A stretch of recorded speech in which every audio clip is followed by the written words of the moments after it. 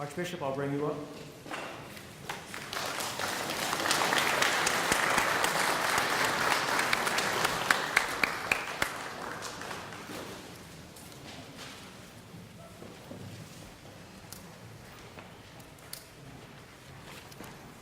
Slava Zrstu.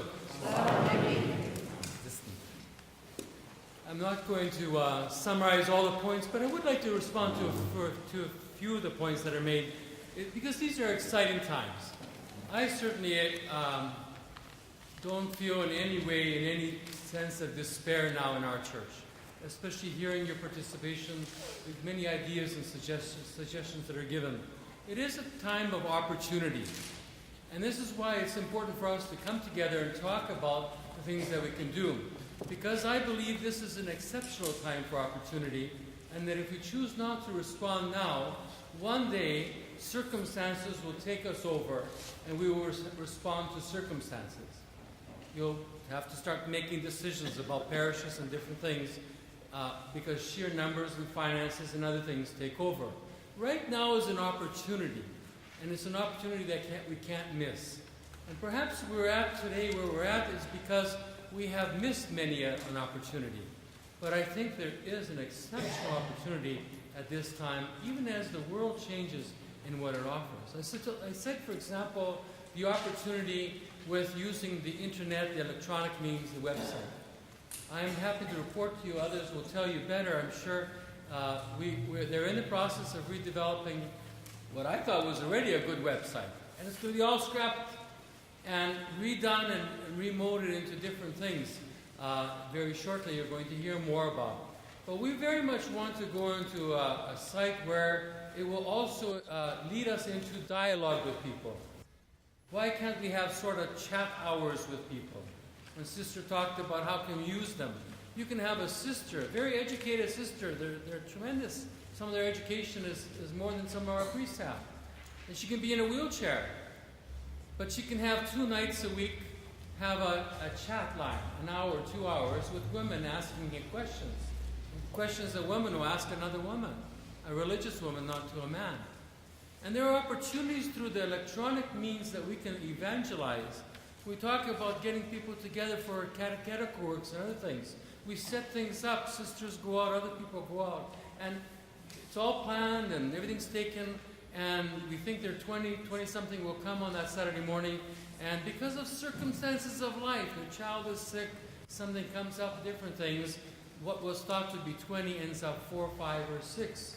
People's lives are affected by different things, the demands of life. But on the internet and electronic ways, you can develop, as someone said earlier, programs that address our traditions, our meanings. It can be shown in, I would like to see some of our artists design our churches in such a way that we can accommodate a screen with an iconostas. Wouldn't that be a challenge? But I think we need to be there. But we have to be tolerant of that, because when we first introduced the screens I received a lot of letters that said, I brought the devil into the church because there's a screen in the church. So we have to be tolerant and understanding, but at the same time, it's something that we cannot avoid an opportunity to teach people within our churches, not only those that are in the pews, but more so even those who are not in the pews, using our resources, our clergy, our sisters, to reach out to those outside the pews, that are not in our pews regularly.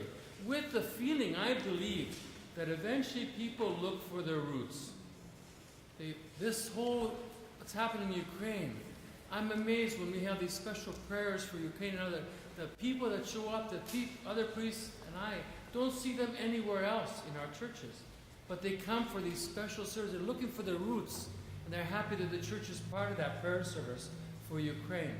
And so this is an opportunity to touch these souls, these people, and have them come into our church.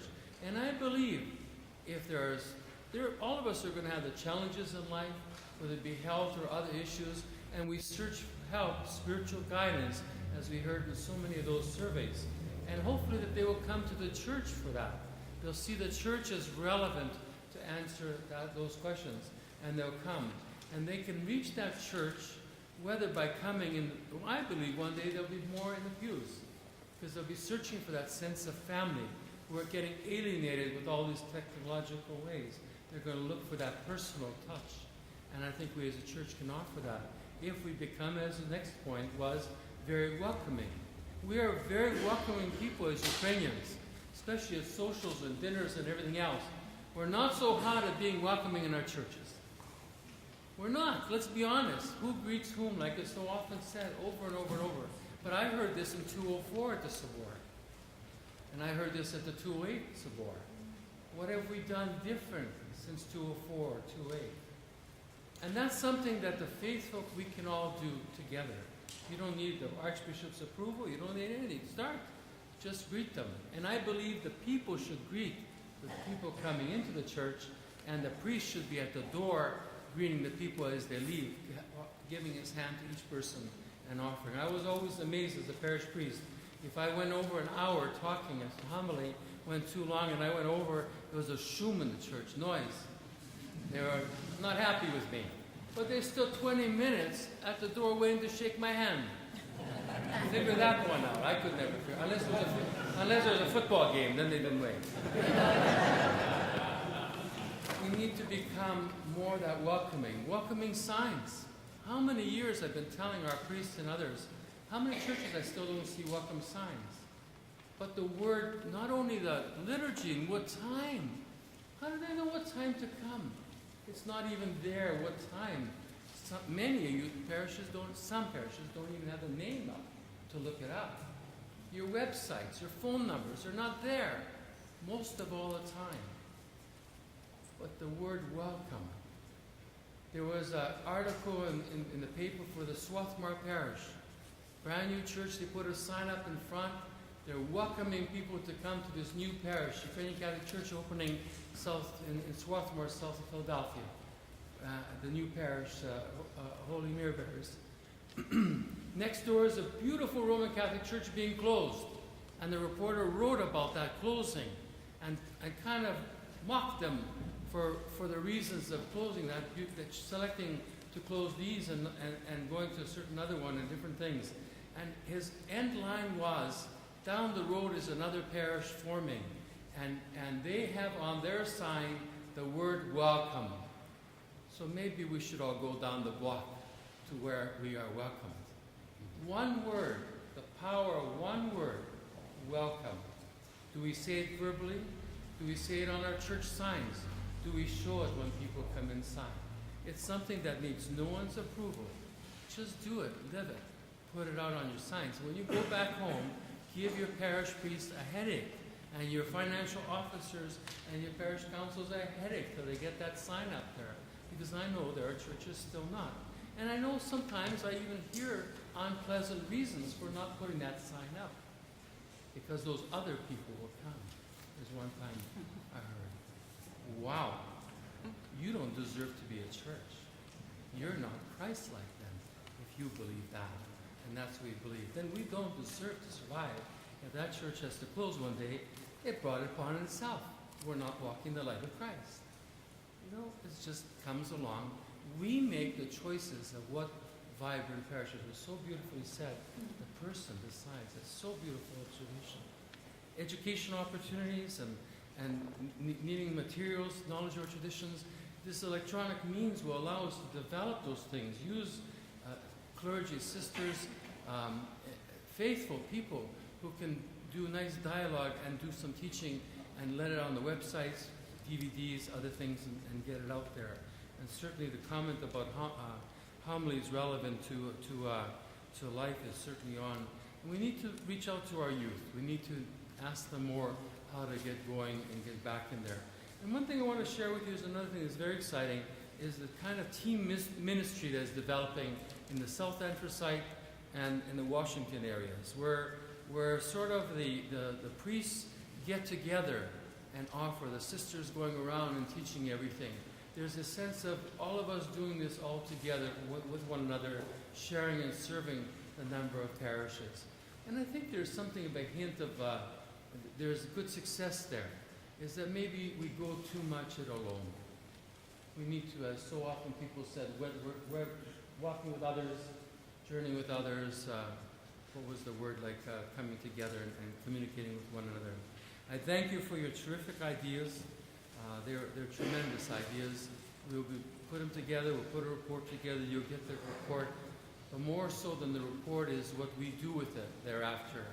And going back, and as was so beautifully said by someone, being delegates back to our parish. I want to thank Father John Fields, who was the coordinator of the Sobor preparations, and the committee members, Father Andrei Rabin, Father Joseph Shupa, Father Ivan Demkio, Father Walter Pasishnik, Mr. Ken Hutchins, Mrs. Oleg Kosevich, my personal secretary, Ms. Teresa Siwak, the way and taking her the pictures for us, Mr. John Draws, the finance officer, and Mr. Taras Hankevich, the reception and greeting person, numerous people too from our staff. They've worked very hard in putting this all together, and even among them our valued cook. I hope you've appreciated all the refreshments you've had throughout the day and the lovely meal. Holly have prepared the wonderful meal. Let's give her a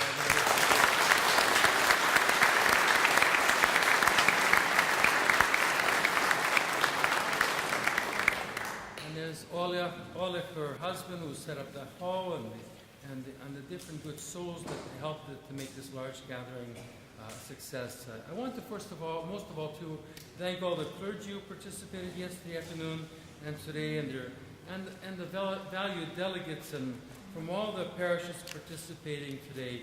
You are really the leadership, the light of the church, and I thank you for your commitment, your dedication, your sacrifice of coming today.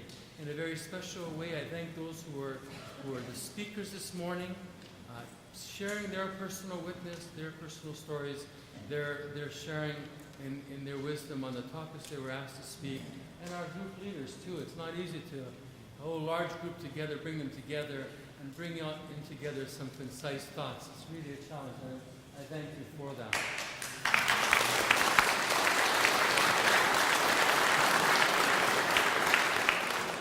And so I invite all of you to come now to the church for the Divine Liturgy at the Cathedral. We won't prolong things. You'll have a joyful and celebratory celebration, which also says that it won't drag out. So don't feel that way, but I want you to feel welcome. And what I want to just reflect, I want to read the passage that we're going to reflect on, the Gospel of St. Matthew. Jesus says, "You are the light of the world. A city set on a mountain cannot be hidden, nor do they light a lamp and then put it under a bushel basket. It is set on a lampstand where it gives light to all in the house. Just so, your light must shine before others, that they may see your good deeds and glorify your heavenly Father." We're all called to do. So let us celebrate being the light of Christ. At the end of the liturgy, we'll have a ceremony celebrating that light of Christ in our own selves. Also, as you leave the church, there will be boxed lunches and bottles of water we invite you to take for your journey home, that you have nourishment for your journey, whatever time it takes. And to all the participants of the Sobor distributing the Divine Parish, grant, O Lord, safe travel home, continued zeal and passion in our striving to enlighten all in our parishes, much contentment in all their endeavors for your glory, good health, and many blessed and happy years. So pray us for the Mnohaya Iblahaya Lita. Mnohaya Lita.